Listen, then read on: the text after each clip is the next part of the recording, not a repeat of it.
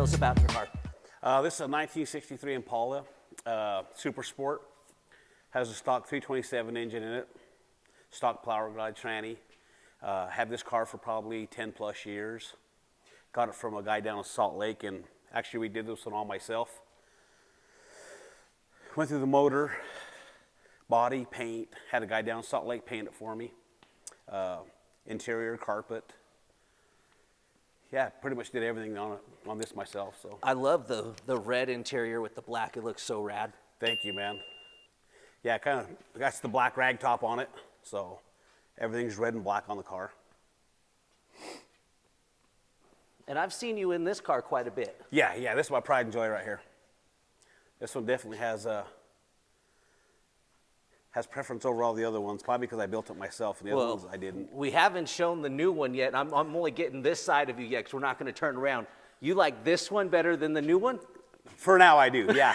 Only because this one has a lot of sentimental value, and I'll tell you why later.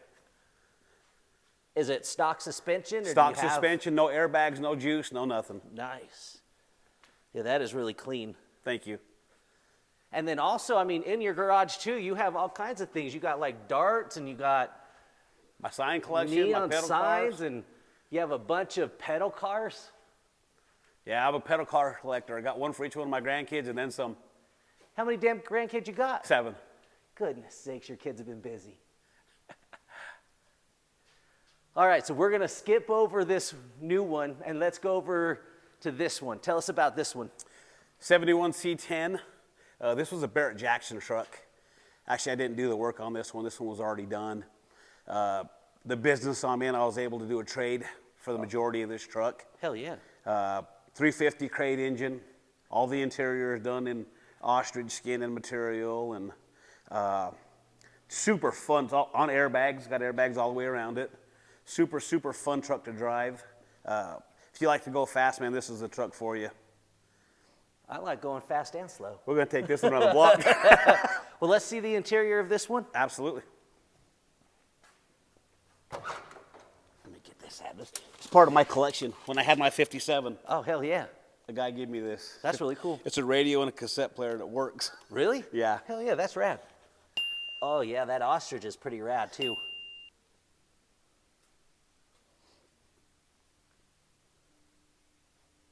Stock gauges. Everybody's switching over to the digital gauges. Yep. I'm a firm believer that I just love the 72 gauges, the 71 gauges. They are pretty rad. They're rad. Yeah. Ding. Ding. All right, now here we go. We're gonna switch over to this new one. All right. So tell us about this. So this is a new to my collection. It's 58 Impala ragtop. Now, do very many people know that you have this yet? No. This is kind of its debut. Yeah, for sure, yeah. A couple of my close friends might know, and I posted it on Facebook the other day when it came in, so maybe they do. Man. This is a colonial cream stock color. It's just a beautiful car. Thank you. It's all original. Like these, everything's original. Come from Chicago originally. Interior's all original. Carpet's all original. I love the way that they would do all the upholstery on these cars. I love the 58 patterns, man. They're just so cool. They're so rad. They are. They're pretty rad. Oh, I never knew that they had a clock in the Yeah, dash. they have a clock in there. Yep. All the interior lights work in here. Oh, damn. It rides like a new car. It's actually really fun to drive. That is really cool.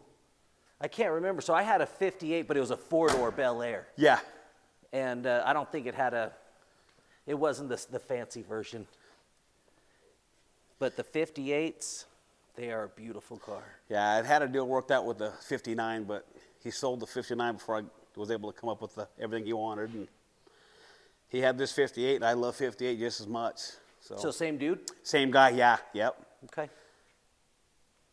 Has a stock Continental kit, a GM Continental kit that's probably worth 20 grand. Whole thing together, and then we'll go look at that Continental kit. And those are the stock hubcaps? Stock everything, yep. Dang. I wish you guys could see this car in person. It is just a beautiful car. I mean, they are all beautiful, don't get me wrong. This one's just beautiful.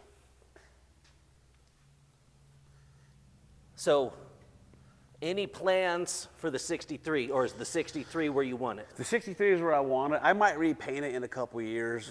The paint's starting to get a couple chips here and there just because I drive it so much. But as far as like suspension and stuff, I'm going to just leave it. So. And then how about the C10? C10 is going to stay just like that. All my money is going to go back into this 58. All right, so that's what's next. Is what any plans for the 58? Yeah, I want to take it off the frame, and I want to powder coat my frame. I want to go through the engine. I just want to put my touch on it. I haven't did a car my own self for, well, since the 63. That's probably been 8 years ago. Okay. I've been buying them. I've been lazy. I've been buying them already done, but yeah, I can't do that with this one. I got to put something on it. I hear you. Well, and we're sitting here, well, we're standing here right now in this little tiny shop that he has. It's maybe a 5x5. I mean, this thing is little. I don't know how he does everything in this little tiny shop. And then now we can see, now that we're back, we can kind of see all those rad pedal cars he has up top. What's the oldest pedal car you have up there? The oldest pedal car I have, to my knowledge, is the one on the far left, the U.S. Army one. That's, I've been told it's pretty dang old. I'm not sure exactly. I don't want to lie, but they told me it was pretty old. Some of those ain't so old, like the Volkswagen bus I picked up from one of the homeboys in Ogden. Yep. And I just loved it, man. When I seen it, I had to have it. Yeah. So what else do you have in here that you want to show us? Anything that you've been collecting or that you have that you want to show us? So my mom was a milk can collector. Okay. And when she passed away, I somehow inherited all her milk cans. Oh, nice. I got them in my front garage. I got them out here. And I just don't have the heart to get rid of them, man. And the rest of the stuff's all my concrete. I'm a concrete guy, so all concrete business. So my dartboards, so if anyone wants to come play darts, man, come on down. Oh, hell yeah. Well, you even have some little scooters over there, too. Oh, yeah, you got to see those, man. Yeah, let's I know go you'll look like at them. So it was in the plans to rebuild these, and I just haven't got there yet. These are 1970 Hondas. Oh, nice. Oh, those are pretty rad. Yeah, they're pretty cool. I've seen one like this one, but I've never seen that. Yeah, this is, as you would say, pretty rad. Hell yeah.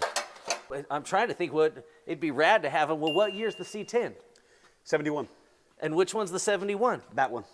That needs to go in the back of the yeah, C10. right, yep. I seen one of these up on 28th Street. The guy had one, and he was rebuilding it. He had it out there, and it was completely done, new seat, new everything, and man, it was rad. It was rad. You heard it here, everybody. It was rad. Cam is not going to beat me on the rad. Well, that's right. We do have rad counter competitions on the show, as everybody knows. Rad, it's rad. There's two. He's beating you, Cam. Cam, every time I hear rad, I hear ding in my mind. So what do you got out here? What's this white car you got? So this is 77 Cutlass. I have two of them that I had bought last year for projects. The 58 just took preference over everything. Now I got two cars that I got to get rid of, but this was super clean. I bought this here in Ogden and put new exhaust on it. Kind of went through a little bit, was getting ready to start on the interior. Then the 58 happened.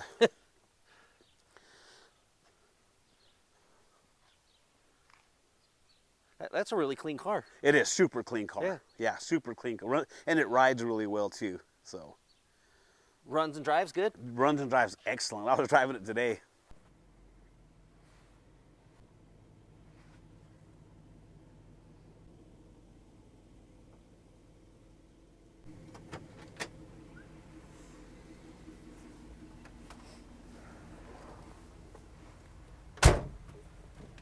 So, what got you into old cars? My dad. Okay. My dad was a car show, swap meet. Yeah, he was that guy. He worked on a car every weekend. What kind of cars were his favorite cars? 64 Impala. Okay. Yeah, he had one. Yeah, and then me and him bought one together. Well, he bought it. I was 14 and we started building it. And yeah, we built that car from the ground up, and it was probably my favorite car. Now, when you talk about building with your dad, tell me some of the memories about that. The funniest memory I have is the first time I put hydraulics on that 64. Okay. Well, was he all right with that? Oh no, oh no. He's still bitching me out from the grave.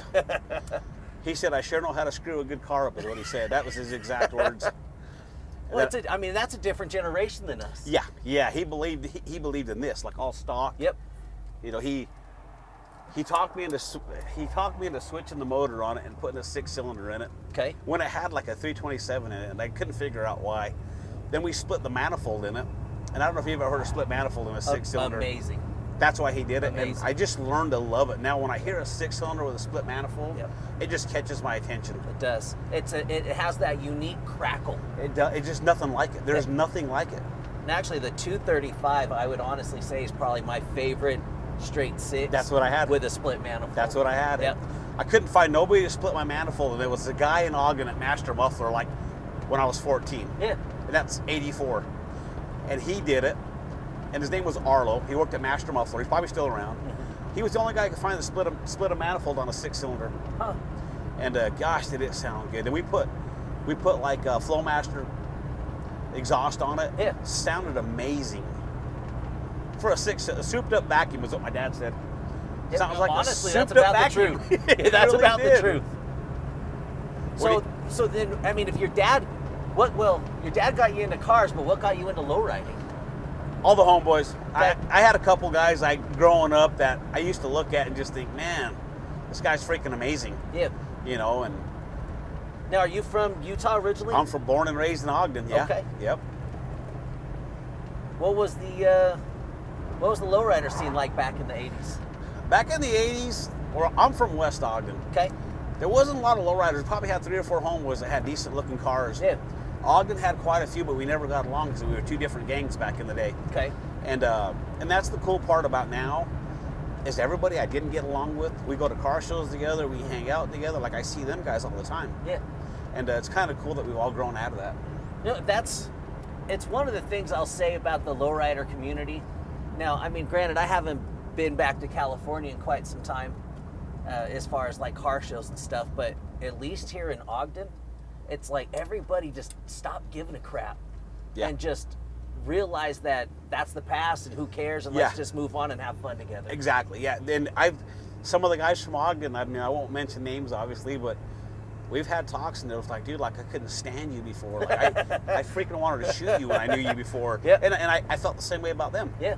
And now I see these guys and they're some of my best friends now. Yep. You know, and you grow out of it, man. You do. You grow out of it, and that's such a blessing, honestly. I've always heard people just saying that people fight over a piece of land that don't give a crap about you, and I couldn't understand it until I got older. And you know what? That place don't care about me. Yeah. You know, and you start meeting real friends, even if they're from across the Ride-Off, even if they're from a different part of town. Yeah. And those guys, man, you thought we could have been best friends years ago if we would have just let that barrier down. Yeah, just let it down and realize that, holy crap, we have something in common. Yeah, more than we ever thought. Some of these guys could have been my best friends. We have so much in common that we didn't give each other a chance to know. Yeah.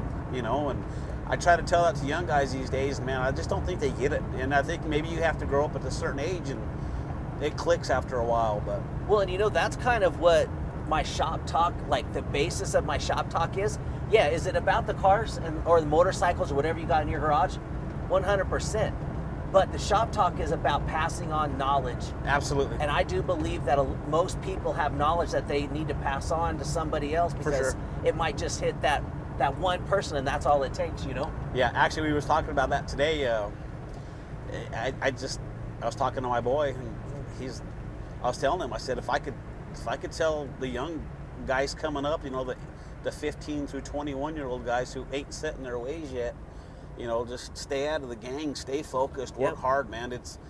There definitely is a reward to people who work for what they have, you know, and it's true. You see some of these car builders, man, and my hat's off to people who build cars. I mean, I've built a few in my time, but I've also bought a few that were done. Yep. But there's so much work and so much love that goes into building a car. It's just unbelievable. It really is. And actually, I was talking to Candace about that the other day, because back in my 20s, I was kind of stuck up. Like, I had my mindset on what cars I thought were cool. Right. And if you had someone build your car, if you bought your car, I didn't have the respect for you. But Absolutely. then now, as a almost 50-year-old, I think to myself that I just appreciate the time and the effort and the skill that went into building the vehicle. Right. Who cares if you bought it or you built it? Absolutely. I mean, that's really kind of how I view it now. Oh, those are rad. Sorry, guys. That was a quick turnaround on some cool old barns. Oh, there's some cool stuff out here. This is Plain City. Okay. But with that being said, it's like, it really doesn't matter, because it doesn't matter if you put the money into it and have someone do it, or if you put the money into it and have you do it yourself, because in all reality, it's about how much time you have, right? Yeah, absolutely. It's in actually a mutual acquaintance of ours, Rudy Martinez. He told me a saying 10, 15 years ago. He said the car world is either time or money. Which do you have? Right. He's absolutely right. And I know Rudy. I mean, we've been friends since high school. He's a little bit older than me, but we went to trade school together, and yeah, we have a lot in common. Rudy's a good guy. He's a straight shooter, you know, and going back to the build it or buy it, you know, I keep hearing that in my mind, bought or built, you know what I mean? We go to a car show. I took my Bel Air to a car show, and I won overall my car show first place, and I have a hard time taking that trophy, man, because I look around, there's some people who put so much love and so much effort and time and blood, sweat, and tears into their car. I don't feel the same way as if my 63 Impala wins one. Yep. When my 63 wins something, man, that's me. Yep. I did that. Yep. You know what I mean? And that's why I got to put my touch on this one, so when I beat all you guys at a car show, I put my touch on it. No, and that's the truth. That's how I felt about my El Camino. And actually, the El Camino is what changed my mind about that, really, because I didn't build that car from the ground up. Now, I put my touches on it. I've redone suspension. I've done some paint. I've done body work. I mean, I've done some things. But in all reality, I could have just driven it the way it was, and it was still a rad car. Absolutely, yeah. But tell me you don't have a peace of mind knowing you put your touch on it. Well, 100%. 100%. Yeah. Just like this car. This 58 is probably the nicest car I've ever owned. Yep. It's a nice car. But it's not me yet. Yeah. Not me yet. It will be, but it's not me yet. Well, and that's, like we were talking about earlier, I call it a disease. It's a customization disease. It's a disease, yeah. You can't leave well enough alone, and you got to put your touch into it to really make it feel like it's yours. Right, absolutely. You know, and then you don't feel bad winning a trophy because you put some tears into it, some blood and some sweat, you know. But yeah, I have a cousin, Reyes Cordova. I mean, in my eyes, I think Reyes is probably one of the best car builders I've ever met. I mean, I remember when me and him, I was 16 and he was like 17 or 18, and he put my first hydraulics in my car, and we laugh about that now. Here we are so many years later, you know, and he's still building some of the best cars in the state of Utah. He built some badass cars. Yeah, the dude's just, Reyes, if you're watching, don't get a big head, but he's so gifted. He's so talented, man. He can do everything. I mean, to this day, there's things he chooses not to do anymore, like he don't do his own paint no more, he don't do his own upholstery no more, and he don't put hydraulics in anymore. But you know what? He can do all three of those things as good as anybody else. Yeah. But he just, maybe it's we're getting old and we're just getting lazy, I don't know, but he can be he's as good as anybody that's ever did that before. Well, I think you just start specializing in things, and that's what you want to do because you want to put your very best work out. Right. And I went through a time after Reyes put my first set of juice in. I went through a time where I was putting lifts in for my friends and people I knew, and I mean, I could do it, but you know what? It's not going to look as good as somebody else does it. No, and that's the truth too. It's you just have to really just love what you're doing. Yeah, it's a passion. It's a passion. This car rides so nice. It rides like a new car. It really does. It rides like a new car. It's 55 right now. Hell yeah. Well, that's what blows me away is all the gauges still work. They all work. Back to the story about the 63. You asked me why that was my favorite. Yeah. There's a couple of reasons. For one, I had a brother get killed in the Navy in '82, and he was that brother that just everybody liked, that everybody got along with. Yeah. And he was born in '63. Okay. So I'll probably never get rid of that Impala because that's my favorite year because of my brother. Yeah. You know, he got killed at 19 years old in San Diego, and he was in the Navy, and that's the year he was born. So that car always has a special place. 100%. And I kind of get choked up, and the fact that I built it was for my brother. Yeah. So, no, I love that. That's pretty rad. Ding. Cam, I'm gonna beat you. I know you're watching. He is too. My dad literally has taught me everything I know. I mean, he's taught me the old cars. He taught me how to work on cars. And my dad was a concrete contractor. Oh, okay. So he taught me the trade that I raised my family on, you know. And I don't know. I just hope one day I can get him in the headlock for teaching me how to do concrete. You're how old right now? 53. 53. Now, in 53 years, you've been through some things. Very much so. Okay. What is something that you would go back at 53 years old and tell your 9-year-old self? I would probably tell myself, and this sounds funny, listen to your parents a little more. Yeah. You know, don't put your mom through the ringer all the time. I mean, my mom worried so much about me getting shot, getting stabbed, shooting somebody. I lived that life for so long, and it took a toll on my parents. It did for mine too. Yeah, and it's just like, I tell this to every time, I tell my girlfriend all the time, when I see my mom, my number one thing to say is I'm going to drop to my knees and I'm going to beg for forgiveness. Yeah. That's the main thing I would do. Well, and I mean, being that said, hey, Mom, I am sorry for what I put you through. She's picking me up from jail multiple times. Oh, same. Yeah. Taking me out to lunch afterwards. And even when Dad said, leave him there. Yeah. She never left me there. Yep. Well, no, I think that's actually, I really, that hits my heart really hard. Yeah. That's my number one regret in life. This is what I put my mother through. Yeah. My dad, I can't even say so much my dad, because he was a worse knucklehead than me. So he gets it. Yeah. My mom, she was so sweet and innocent, man. She didn't deserve to have those sleepless nights, always worry about me. And then my brother got killed, and it made it even worse for her to worry about me. Yeah. Because she didn't want to lose another son. And oh yeah, she was really worrying about. Oh yeah, I should have just loved my mom, and I love my mom. That's my princess, my queen. Yeah. But I wish I could have went back and not made her worry so much. Damn. You know? Yeah, no, I hear you there. Well, and then I think about it, if my kids even give a crap what they put me through. Probably not. No, they will hopefully one day. I've been blessed with pretty good kids and not into that BS that I was in. Yeah, you know no, what I mean? same with me. So thank God. And I think moving out of inner city Ogden, moving out here to the country, you know, and we've been here I've been here 24 years. So. In the place you're at right now? Yeah. Hell yeah. Yeah, 24 years. And it's brought my kids to be raised a different way, and I think that was the best thing I could have done. Not that I hate Ogden, dude. I love Ogden, man. That's always home for me. Yep. But it's probably, some places are not the best place to bring up kids, you know. That's true. So now this can be life advice pertaining to anything. Okay. What's one piece of life advice besides treat your parents better that you would like to pass on to anybody watching? And hopefully it hits somebody. I would say, don't ever give up your goals, man. I mean, you gotta, as a young person, you gotta set goals. My dad used to always tell me hard work pays off. I never really knew what that meant until he never let me hang out with my friends because we was always pouring concrete. So, I mean, set goals and don't ever stop working hard, man. Don't ever give up on your goals. Everything you set is reachable. So, yeah, don't give up on that stuff. I love that. That's pretty rad. So, this is when I kind of turn the time over to you. Anything you want to talk about or bring up?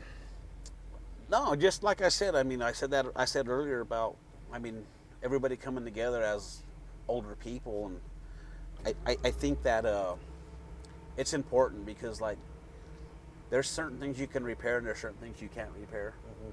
And, you know, don't let the BS distract you and put you in a place you're going to be for a long time that you can't get out of. Amen to that. You know, I mean, it's okay to have enemies and not like somebody, but you know what? Mind your business, let them mind their business, and you can fix that later in life. You can. Some things you can't, you know, and I think that's important to just don't take shit too much to heart, you know. Yeah. Don't sweat the things you can't control. You know, that's the main thing, is don't stress over things you can't control, man. Just live your life and let everybody else live theirs, and number one thing for me is treat people the way I want to be treated. Amen. You know, so. Yep. I love that. Well, hey, I appreciate you being on Shop Talk. Oh yeah, thank you for having me, man. Yeah, thank and you for having me. Thanks, brother. Good seeing you, and brother. I love what you do, man. Thank you. I appreciate that. Absolutely. Okay, well, that's it, everybody. Byron with 𝐵𝐷iamondleather. Manny.